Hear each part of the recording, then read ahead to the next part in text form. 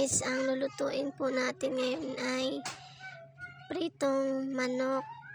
At ayan, nilagay ko na po sa mantika. Bale, templado na po yan. At ayan, ilang piraso lang po yan kasi ulam lang namin. Kasya lang po sa amin, 5. Ayan, kumukulo na ang mantika. Waiting na lang siya maging brown. Ayan guys. Ayan, may maliit na piraso pa. Sinama ko na. Sayang rin. Ayan. At ayan na nga siya. Golden brown na. Luto na siya guys. Ayan. Yan ang ulam namin ngayon. Ayan, jaran. Ready to eat na. Tuwa na ang mga junakis.